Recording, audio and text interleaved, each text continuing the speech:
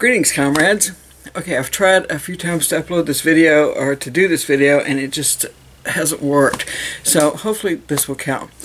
This is going to be the first of the wrap-up books I have for February for what I've read, and this weekend I will also try and do a book haul. These two books that I'm going to review today are the only adult books that I read this weekend. I ended up reading a fair amount of middle grade books and elementary books, and I kind of got the idea early on to maybe devote this whole month to that, except for these two books. And one of these I had started actually last fall and got about halfway through and had set it down for a while. And I'm thinking maybe I'll do that. About every quarter I'll just do a month where I do just middle grade and elementary school books.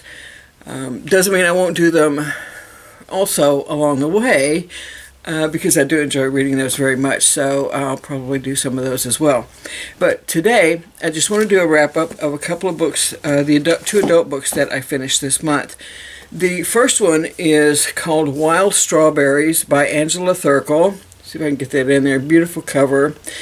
This is the Virago edition, and they are issuing 7 of the first 8 books in the Barsetshire series. I always get that name mixed up. Barsetshire series that she wrote. She wrote these back in the 30s. She started in the early 30s. This is when the first one was published, I think. The first novel is called High Rising, and then this is the second one, Wild Strawberries. This one doesn't have the same people in it as the first one, but all of these books, these Barsetshire County, they take place in the same county in England. And they were current novels for the time, you know. The third book is called Demon in the House, which is actually mostly about the son of the woman who was the main character in the first book, High Rising, that she wrote. And it doesn't look like Virago is reissuing that one. It's a very small book, and it's more about the kid, but it's not a children's book, really. Anyway, for whatever reason, they've skipped that one and gone on to her other books, and I finally broke down and got them all from Book Depository because they're not out in the U.S. yet, but I can get them all from there. So anyway, I went ahead and this wasn't supposed to come out here until March, and it actually was available on Amazon, this one and one other one, in January. So I got it and I read it, and it's a book about this family that lives in Barsetshire County, and the matriarch of the family is a lady. She's like the daughter of Lord so-and-so, and she and her husband and their children, they have, I think, they had 3 sons and a daughter, and one of the sons was killed in World War I. And the other son, like the next oldest son, I guess, he survived. I think he fought also, but he survived. His wife died several years earlier, and he's kind of been in mourning ever since, never really got over it. The youngest son is a bit of a, he's not really a ne'er-do-well, but he's a bit of a fly-by-night kind of guy. He's nice, and he's appealing, and all that kind of stuff. And then they have a daughter who is pretty much obsessed with her children, but in a really nice kind of way. But everything relates back to her children and her life. You know, it's all like, oh, yeah, so this kid would love that, and that kid, you know, it doesn't matter what happens, she finds a way to relate it to her kids. Her husband is off in South America at the time, and his sister, her husband's sister's daughter comes to stay with them and in the excuse me, in their county house, goodness, for the summer, because her mother is going to Europe for whatever reason. Now, the family decides that she would be a really good second wife for their son who had lost his wife, which is kind of odd because it seems to be like that's kind of like the basis of the story. But, of course, she falls in love with the younger son, who's kind of the ne'er-do-well. And he's kind of flirty. He flirts with her. He flirts with some other woman. But for him, it's all very harmless. He doesn't have any serious intentions towards anybody. And he's clueless that they are falling in love with him and that they think he might be falling in love with them. He's just oblivious to it all. So anyway, the book takes place over this summer, and it's just a very gentle book. It's a very sweet book. There's not a lot of anguish and angst and chaos and anything like that. It's not a comedy of errors at all or anything like that. It's just a very nice, gentle book about these people who, and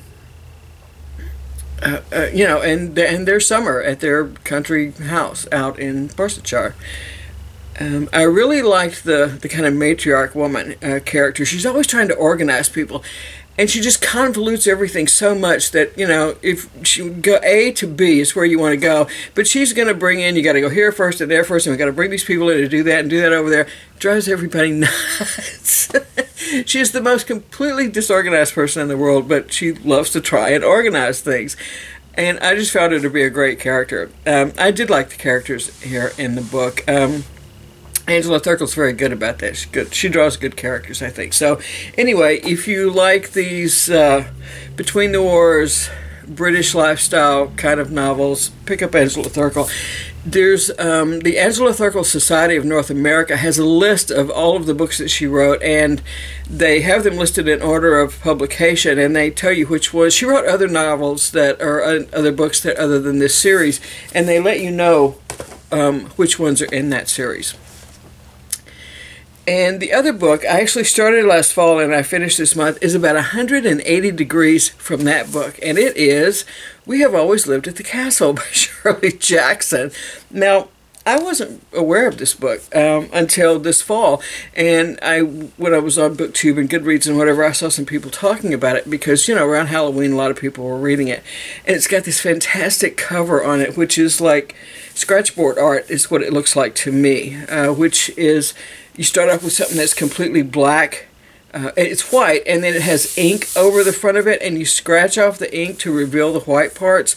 And I could be wrong. I mean, this could just be something that was done on a computer, but that's kind of what it looks like. And it's a great cover, and it wraps around, and you can see it's very menacing, And these are the two of the protagonists in the book, and they're kind of weird looking and weird in the book. And this is about a family who was... that was like decimated several years earlier. A lot of the family members were at this one house, and almost all of them died from poisoning. They were all poisoned. And the oldest daughter here, which would be her, is the one who had cooked the meal. And she was actually tried, for poisoning them, but she wasn't convicted. And they never figured out what happened. She survived, and the younger daughter survived. She didn't eat was up in her room. She didn't have dinner with the family that night. And there was an uncle, and the oldest daughter had not been poisoned, which is one of the reasons why suspicion, of course, fell on her. Because she was the only one at the table that didn't get poisoned, and, so, and she cooked the meal, which is, yeah, like they're not going to arrest her for that. There was also an uncle that was poisoned, but he did survive. Now, his health was pretty much ruined, and in the story, he's obsessed with writing the family biography. And this was a family that was pretty well-to-do in whatever area this is in. I think it's probably in the northeast of the U.S. somewhere. The family was pretty well-to-do, and he lived in this big old Victorian house. Had money and that kind of stuff. He's trying to write a story about their family, and he's obsessed with this one day and what everybody said and what they wore and this kind of stuff. In other words, he's like a little bonkers. And it turns out kind of everybody in this book is a little bonkers. Now, the book is told in first person by the younger daughter, and she is way out there, let me tell you. Yeah, so you don't really know how reliable a narrator she actually is, because she's just like nuts. That's the only way to put it.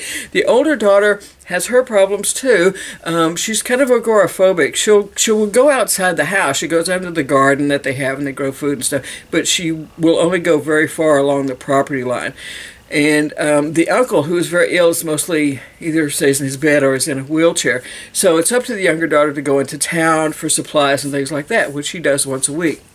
And the townspeople don't like them. I guess I think that Shirley Jackson pretty much, I mean, you know, she's a writer, so she pretty much exaggerated the behavior of the town people because they're really cruel. And, you know, as far as we know, I mean, you can understand kids making up rhymes and taunting her and stuff like that about poisoning their family and whatever, right? But adults wouldn't really, I don't think, behave in the way that they do this book. I think they've definitely been exaggerated. And it makes for the good story. But it's, I don't know, it's not realistic. But I think that she's trying to get a point across because I don't think she really cared for small town life. When by she, I mean Shirley Jackson. And, you know, Shirley Jackson had her own issues as well, and I don't think she really cared for it, and perhaps this is, you know, influenced by her, I don't know, living in a small town and having to deal with people. And I grew up in a small town, and I know what it can be like, and it can be awful. And, you know, maybe not quite as bad as these people are, but pretty darn, it can be pretty bad, let me tell you, if you haven't ever lived in a small town.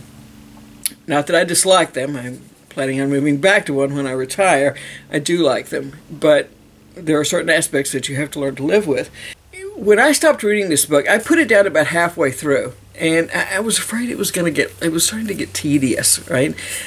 Or I was afraid it was going to get tedious because there's a cousin that wasn't there that night. And he comes and he's young, and the older daughter kind of falls for him, and he's obviously kind of a schemer, you know, wants to get rid of the younger daughter, wants to get rid of the uncle, kind of thing. And I thought, oh, you know, this is not, I can see where this is going. Well, my bad, because I should have had more faith in Shirley Jackson. Shirley Jackson's a really good writer, and I put the book down for a while. I actually started it like last November and read about half of it. And I put it down and I picked it back up, and it wasn't tedious at all, and it turned out really good. You know, it was a really good novel. It's very well written. The mystery part, it's not a murder mystery in the sense, Shirley Jackson doesn't really reveal what happened until the very end of the book, but it's pretty obvious.